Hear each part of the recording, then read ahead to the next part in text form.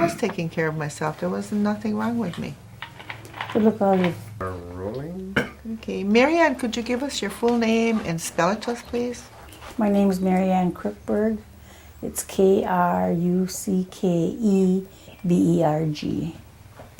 First name? Maryann, Maryann, capital A-N-N. It's one word. Okay. Do you have a middle name? No, No? I'm just Maryann. Oh, and where were you born? I was born at home in Oneida on Route 3 Seymour, it was called at the time. December 26, 1939. Okay. I was born in the house my mom and dad built. Oh, okay. You were born at home. Mm-hmm. Did they have a midwife or anything that you remember? No, she did it alone. But later on, the midwife came, and 2 days later, my mother said the doctor came. Oh, okay.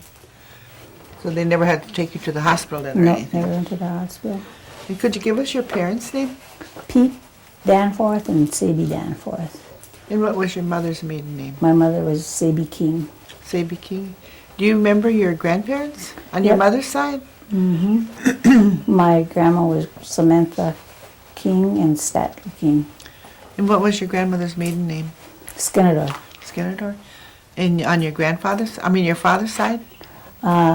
Pete Danforth and Jane Jordan. And Jane Jordan. What about your great-grandparents? Did you know their names? If I remember correctly, my father talked about his grandfather being Pete Danforth also. Oh, so several Pete Danforths then. But I don't know exactly the spelling of them. I don't know if it was Pete or Peter or Peterson. Oh, okay. See, but they were all called Pete. And your great-grandmother? No, I don't know. What about on your mother's side? I don't remember them either. You don't remember them either. Okay. Did your parents speak Oneida? My parents did, yeah. Did you learn Oneida then from them? No, just a few words that my dad would let us learn. Oh, did your parents ever talk about having to go away to school or anything? Boarding schools or My anything? mother went to school. My dad went to Catholic school up the hill in Oneida to St. Joe's. So he wasn't sent away then? No, And where did your mother go? I don't remember the name of the Indian school, but if somebody would mention it to me, I'd know it. There was a lot of schools that it wasn't Haas School or anything like that. It was a different. Carlisle? No, it wasn't Carlisle either. But she went away to school. I know that. And was it very far away, do you know? Yeah, it was quite a far away. Okay, mind there for a second. All right, we're going. Where were we? The Haskell School? Oh, yeah. She wasn't sure where her mother Right. went No. to school at. Was it Flandreau? Flandreau. My mother went to Flandreau. Okay. Mm-hmm. And did she ever tell you any experiences that she had when she was gone away to school? Well, she told me she was like a captain there or whatever, and she was in charge of a lot of girls there, and she had to take care of all the girls. That's about as much as she told me about. And it was hard. It was hard work there. Do you have any brothers and sisters? Living, I have 2 brothers and 2 sisters living. And their names? Betty Skenador, she's my oldest sister, and then my next sister is Patricia Skenador. Then my younger brothers are Eugene Danforth and Clifford Danforth. And what are the names of the ones that were deceased? My oldest brother was Bill Danforth, and then Anton Danforth, and then Reginald Danforth, and Peter Danforth. And my sister was Yvonne Skenador. You come from a nice large family. Mm-hmm. Yeah.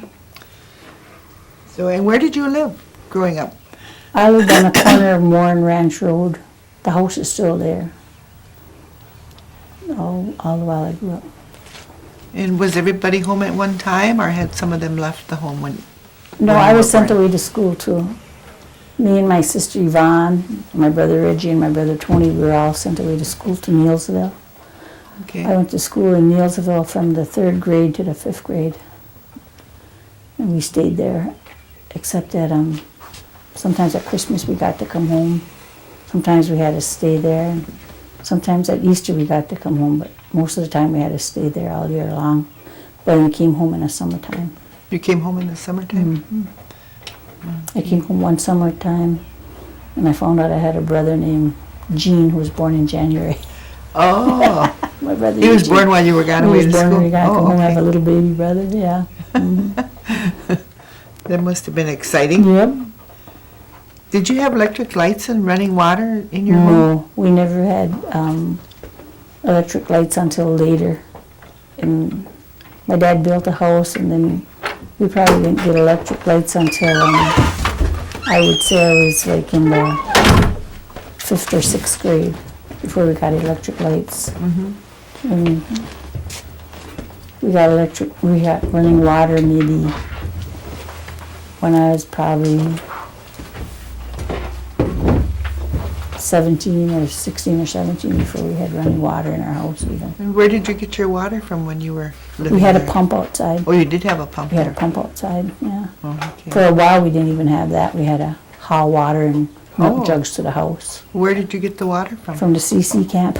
Oh, that was quite a ways. Yeah, we always drove the car down there and got the water. Oh, you had a car then? Yeah, we always had a car. Oh, what kind of car did you have? I know we had a little blue Ford, and I know we had a little red truck my dad used to let us kids drive down the road all the time. Or out in the field when he had a plant, we had to take all the stuff out to the field when he planted. The little red truck. But I don't know what year it was or what kind it was. What kind of work did your father do? He farmed and he worked construction mostly. All summer long he worked construction. And when us kids helped with the farm, but he did a lot of the planting. He'd come home at night and sometimes he'd be out in the field late at night, like till 11 or 12, and my ma'd have to keep looking for him to see if he's all right out in the field. Did you have cattle too? We had cows and chickens and pigs. Did you have like a dairy farm then? Yep. I don't know how many cows we had. I can't remember exactly. But I know they would be out in the woods and we'd have to go get them. Our dog Joe would say, "Go get the cows, Joe," and he'd bring them back up for us. Your dog did Our that? dog, yeah. Just tell her to go get to the Did cows. they sell the milk then to someone? Yep, they did. Do you remember where they sold it to? No. That little milk shed out there. I knew a truck would come and get it, but I don't know who. Oh, okay. I can't remember who. Did your mother ever work outside the home? Yeah, I know she worked at Bishkoff's. I remember her laughing about working there with other ladies from Oneida. Amy Danforth, I remember her working with her. They all had to wear bib overalls. Seemed like they were always having a good time. Whenever she came home, she was happy. Fun. Good place to work. I don't know if it was a good place to work, but I know they had fun, them ladies. They did have fun. And your mother and dad both spoke Oneida? Yeah, they both did. Did you learn? No, my dad wouldn't teach us. He said when he went to Catholic school, he got slapped up and pushed around and disciplined every time he spoke. So he said it was better for us not to learn Indian because he didn't want that to happen to us. Uh-huh. So So you never learned the language then? we learned a few words, like my dad when we'd say pass the salt, he'd say that's Jehoji's, and then when we got away from the table, we always had to thank our mother, and we'd have to say yo ma, yo, well, it must have just meant thanks ma, thanks mother for supper. Those were just things we had to do at our house. Okay. When you came back from Neilsville, where did you go to school from there? To the mission, to the Oneida Mission. Okay. I only went there a year. I didn't like it there. Then where did you go? Then I went to Chicago Corners in the 7th and 8th grade. Okay. Did you go to high school then too? Yeah, for 2 years. And where did you go for that? To Seymour High. Seymour High? And you went there 2 years? Yeah. Okay. And then, did you get married then? Then I got after that? married. I got married. And who did you marry? I married Reginald Denny. Uh-huh. He was from Menasha. And did you have children? We had 5 children. Could you give us their names? Michael Denny and Douglas Denny and Donna Denny Smith. She's now Donna Smith. And Matthew Denny and Pete Denny. Okay, and are they all living in? Yeah, they're all Do alive. they live in this area? My oldest son, Mike, lives in Chicago, and my next son lives in Oshkosh, and Donna and Matt and Pete live out here in Oneida. Oh, okay. And did you work outside the home when you were married? I went to work when Pete was 5 years old. I went to work in a mill in Appleton. It was called Presto Products. I worked there for 21 and a half years. And then I now work at the casino, and I've worked here for 10 years. Okay. Did you always live around Oneida? No, when I got married, I moved to Menasha. And how long did you live in Menasha?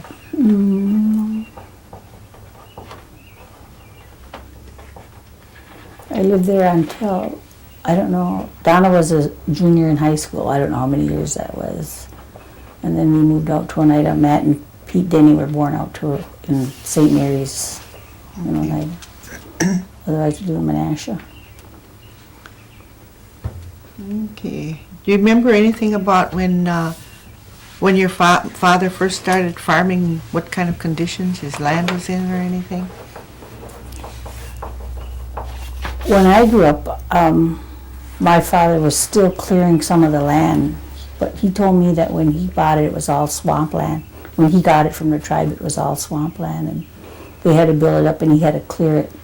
But as I was growing up, I can still remember my dad going out with sticks of dynamite and putting them under tree stumps, and the stumps flying in the air, and we watched, and we thought it was great.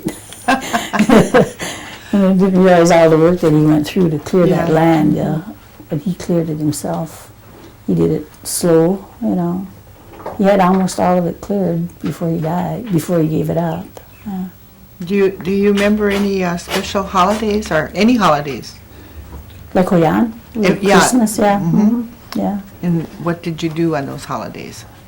Well, we always went to church Christmas Eve. We were Episcopals then. My father changed from being Catholic to being Episcopal. He said he didn't care to be the Catholic because they were too strict, and he liked the Episcopal Church better. And I don't know what religion my mother was when they got married, but she was Episcopal when we grew up too. So my dad we just came to church like every Christmas Eve.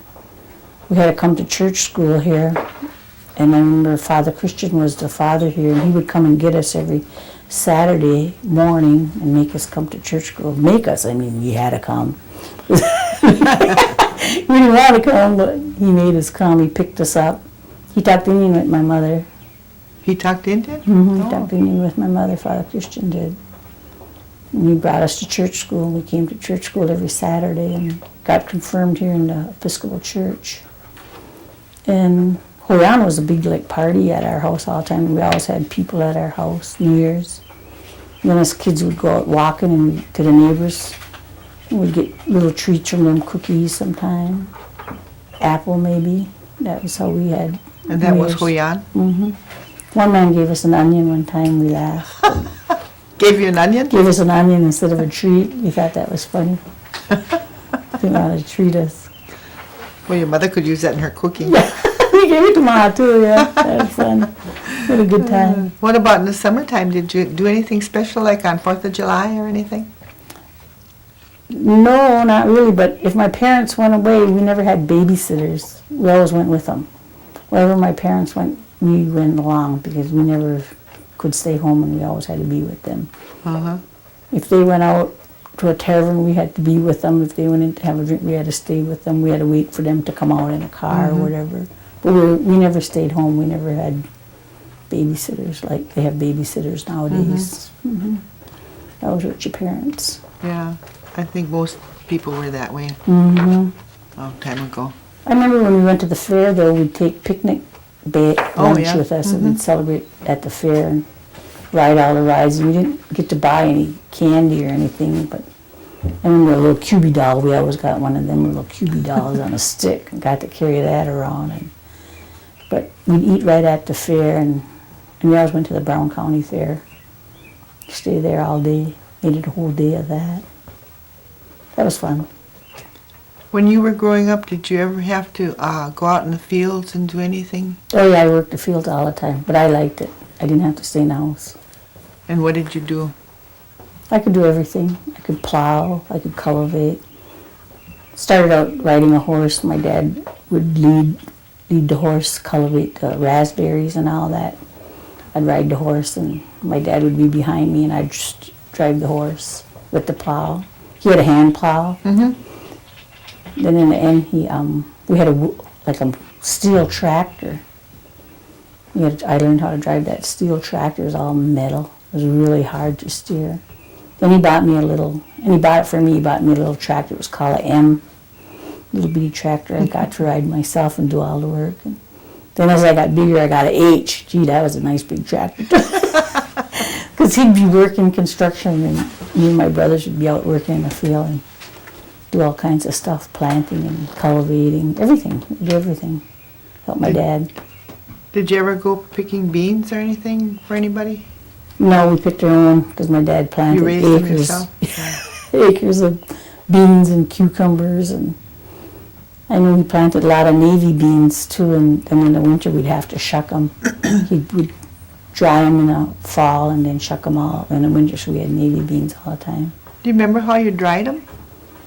in a big bag. Oh, okay. He just hung them all in a bag in a big gunny sack, and then they'd get all dry. And then in the winter we'd take them all out of the pods and have navy beans. Did your mother make any traditional foods? Such as like corn Corn soup? soup, yeah. Yeah, from scratch. She did a lot of that. But my dad never planted Indian corn though. Oh, he never did? Mm-mm. She always went and bought it from somebody. Oh. Sarah. Okay. Yeah. Did she make cornbread too? Yep. She could make cornbread. My mom could make almost anything. My mother was a really good cook. She used to cook for a lot of the church weddings, and people get married in church. She always helped cook. And she did a lot of baking too. Yeah, she was a good baker too. So there was a lot of you at home. How many loaves of bread would you say your mother would make at a time? Oh, geez, I can't even remember. I know she had a pan that was about really long, and it'd be maybe 4 or 5 loaves in that. And she probably had about 2 pans of that. And the bread never lasts long because she was always making bread. Uh-huh. We were happy to get boughten bread because we liked boughten bread. We thought that was a treat. Now it's just the opposite. It's funny, you know. We were happy to get cereal in a box. We thought that was a treat too because we always had like cornmeal mush and oatmeal and eggs or something like that. And so when we got Rice Krispies or something, we thought, oh, that was great. Yeah. Great Where did stuff. your mother and father do their shopping? Seymour. In Seymour? Yeah, my mom and dad liked Seymour. They always went to Seymour all the time. Did your mother do a lot of canning? All the time, yeah. We'd go up and pick cherries one day and come home and we'd have to pit them and can them all. And she did everything. We grew our own tomatoes. And everything we grew, my mom canned. And she'd go buy peaches and can them too. Okay. When you went to Sturgeon Bay, did you stay there or did No. you just go for a day? No, my parents never let us go and stay. Oh, okay. We had our own work that we had to do, Yeah. you know, so we couldn't go and stay. I've heard that other people had to stay and work stay there. there, yeah. Mhm. Did you ever spend any time with your grandmother, Samantha? Oh yeah, all the time. She was the first one who gave us a train ride when the train came through Oneida. Oh. We got to ride to Green Bay on the train. That was fun. We thought it was great. Any other things you remember about spending time with your grandma? Oh yeah, she always had a hat on. She always had white gloves on. And she's always really dressed up all the time. I never saw my grandma not dressed nice. And we'd go by her house and we'd help her with her wash. And she had a wringer that we had to turn by hand. So, you know, we'd have to turn the wringer and help her do that. At that time, my grandfather had died already when we'd go help her. And my mother was really afraid of storms, so we had a basement in our house, but every time a storm would come, she'd make us go to Grandma's, and Grandma didn't even have a basement, but we got to go to Grandma's because my mother was afraid of storms. As we got older, I said to Dad, how come we always have to go to Grandma's when there's a storm? Can't we stay home? And he went, you can stay home. So then my mom said, let's go to Grandma's, the storm's coming. We said, let's stay home. And pretty soon she none of us would want to go with her, so then she ended up staying home with us, and she got used to staying home. She finally realized we were better off staying home with a basement than going to Grandma's house. It's kind of funny. Did you have a lot of bad storms when you were growing up? No, it's just that my mother was afraid of them, and that was one of her traditions. Whenever she saw a storm coming, Mm-hmm. she'd run out and say, "Put up the axe, we'll split the storm." So she'd run out and she'd put that axe in that. There was a stump out by that tree, and she'd put that axe up. She believed that, and I did see it happen too. That axe, when it was up, it would split that storm in half, Mm-hmm. and it would go around. Mm-hmm. That was her belief. And Yeah. she always put up the axe whenever Yeah. there was a storm coming. Hmm. So what do you think about the casino? Do you think it's been good for the community? Well, yes, I think it's been good. I think it's brought a lot of the people back to Oneida, but it's given them a lot of the Oneida people jobs that want to work there, but a lot of them don't want to work there because it's smoky and bad, bad atmosphere, bad environment there. But it's been good to bring the people back to Oneida. I don't know how many have come back. And I'm glad the people have jobs. Do you think the revenue has done a lot for the community? Oh yeah, you can see the difference. I see a lot of the people that never had nice cars before now have nice cars, and I think it's good. I don't know how it's done for the people personally, but I just see how they are a lot better off, Mm-hmm. Financially maybe. I don't know if it's what it's done to make them drink more or do whatever more, I don't know about that. But I think it's good for financial reasons. Are you working today yet? Yep, I'm still working. And where do you work? I work at the casino. I work in the wardrobe. I'm the manager of the wardrobe department. We dress all the people at the casino. It's a big job. It is, yeah. I like it though, because after you worked in the mill for 21 years and you worked all them shifts, Mm-hmm. it's good to get a straight day job. That was a good thing. Could you give us your husband's name? Alton Kruckeberg. Okay. I married him 19 years ago. My first husband and I, we divorced. And then I married him. We've been married for 19 years now. Okay. And he's still here today? Yeah, he's still here. He works at Sears. Oh, okay. Did your grandmother or did you know your grandfather on your father's side at all? I didn't know any of my grandparents on my dad's side. No, I No? didn't. They were all Did he have passed any away. brothers and sisters? Yeah, he had a lot of them too. Do you know their names? No, I had Uncle Frank Danforth, and Uncle Julius Danforth, and Uncle Dennison Danforth, and Uncle Dawit Danforth. They call him David Danforth. My Aunt Kate Cornelius, my Uncle Leander Danforth. There's probably someone missing. One more aunt, Who? Christine.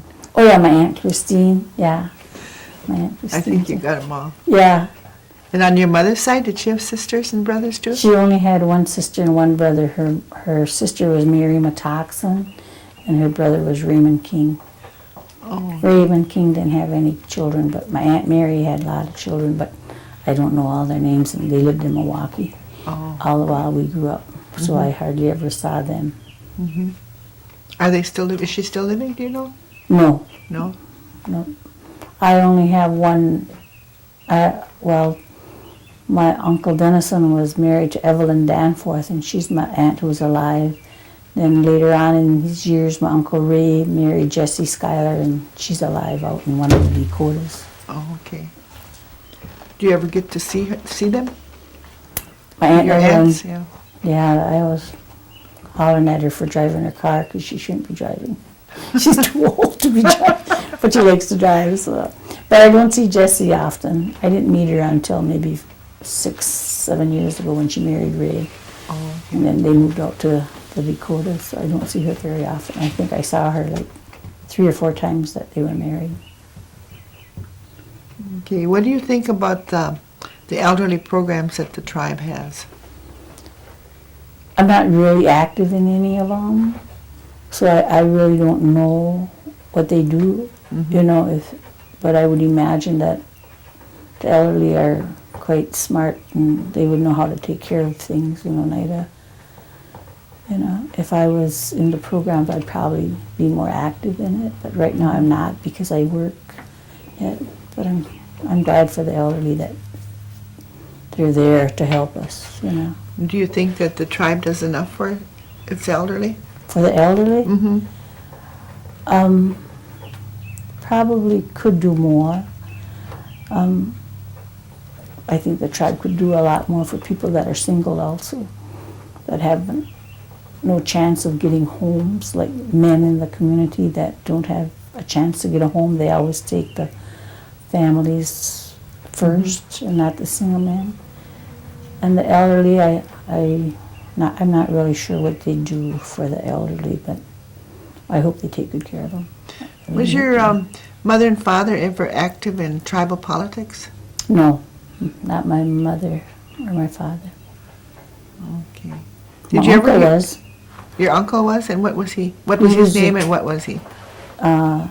Julius Danforth, he was a tribal chairman at one time. Oh, okay. Did you ever hear your parents talking about the New York land claim? No, but I knew we used to get 52 cents a year. Every one of us got a little check, and my mom and dad would take it and do what they had to do with it. And I remember my parents saying it was going to stop and they were going to save that money, and I don't know what it bought, but I think it might have bought the Sonny King Memorial. Part of it might have went to buy that, I'm not sure. At least everyone in the tribe voted to stop taking it. I remember them talking about that. Because all Oneidas were allotted that money from George Washington. I don't even know what the money was called, but I remember seeing a check for 52 cents and we gave it to my mom and dad. Did your mother and father ever tell you any stories or legends? Or your grandmother even, maybe? No, not really. Just the one about the axe. That's the only thing I remember my mother Remember the axe, huh? put the axe up. Yeah, nothing was really scary. Is there something else that your father always did every summer? Every summer. On Sundays? What did you do on Sundays? Oh, most of the time, my dad went to the ball games. My dad loved baseball. He followed Oneida. He wanted Oneida to have teams, and he wanted my brothers to play. And we would always go with my dad to follow the baseball team that Oneida had. Every Sunday we went. No matter what, we'd follow. He even built his own baseball team at the CC camp. They were called the Oneida Red Sox at one time. Oh, He made the diamond up there and had my brother play for him. So He was active in the sport, baseball yeah, area. in the baseball, yeah. He liked being at the CC camp, and he made that little diamond up there. I don't know if it's still there today, but there was a baseball diamond up there, and we'd all go up there and watch him play. My mother would cook in that little stand up there, stone building up there. Oh, okay. Did she sell the food that she Yeah, cooked she then? sold the food. Oh, okay. To buy the baseball bats. To buy the baseball For the bats. and the balls, yeah. So at that time, there wasn't any money from the tribe to No, do any of that mm-mm. stuff? You had to do everything yourself. Well, that was good. Yeah, They my did that. dad, he always bought them. My dad always had a lot of people, men that didn't have places to live, come to stay at our house. I remember that.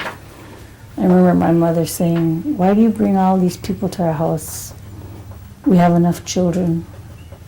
And my dad said, "But they're hungry and they gotta have some place to stay, and they'll stay here till they can get up and go." And then they'd stay for maybe a week or so, and then they'd go. My mom didn't like that because my dad always brought somebody home at our house. What do you think about the per capita that we receive? I'm not sure why we receive it, because to me personally, it's just extra money, but maybe it helps other people out. and I'm not sure how it helps the elders, if it's good for them or not. Because I'm still working, I just have to pay more taxes on it, you know, and I'm not sure how Social Security works yet because I don't take that, but I heard that it's all elders don't really appreciate it, and when you get $2,000 or whatever a year, it doesn't really, like say, buy you a car or buy you anything. It's just extra money. Maybe it'll help pay some bills for a while for some people, but to me it would be better off use some other way. But I'm not sure how they would use it. It's a heck of a lot of money. I know that it made a lot of people come back on the rolls, you know, that weren't on the rolls before and wanted to be Oneida or whatever. But I don't see it as, it's not like getting $50,000 a year and making a down payment on a home or buying yourself a new car, you know, it's not. But maybe I'd feel different if I was in a different situation. Okay. Did your mother ever use any kind of herbs?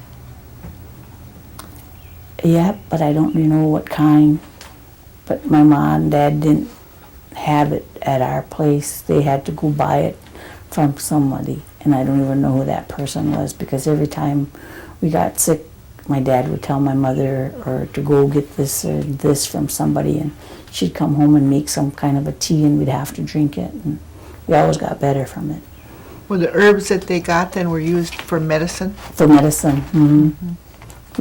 I never went to a doctor. I don't remember ever going to a doctor when I was a kid, or a dentist, except if I had a toothache. Then you usually went and got your tooth pulled. You know, we never had health care, to dental care like that. Never just went there. I don't know if I ever got shots until I was later on in life, you know. I don't remember doing all those things. Or if they did it through school, then that's when we got our shots, I think, through school. But I don't remember ever just going for a physical or going for a dental checkup like you do nowadays. If you were going to tell the youth of today anything, what would you tell them? To stay close to your family and your friends, to support them and to take care of them, because that's all you have is your family and your friends, and to do everything for everyone else, help them out in all kinds of ways that you can. Stay close. What about education? Do you think they should get an education? I believe in education, yes, I believe in education, but having 5 children, I found out each child is individuals, and I have one son that didn't have an education. He went and got a GED, same as I did, and he can do anything. You know, it didn't take him an education to learn how to fix a car and how to build a house. He didn't go to any schools. He's now can lay cement, he can build a house, he's building houses, he can fix anything. So I can't say, you know, it's in your heart what you have to have, what your desires are. But I believe in education, yeah. I really do think you can go far with an education, but if you desire to build your house on your own without an education or fix a car, you can do that too. Yeah. So everyone's different.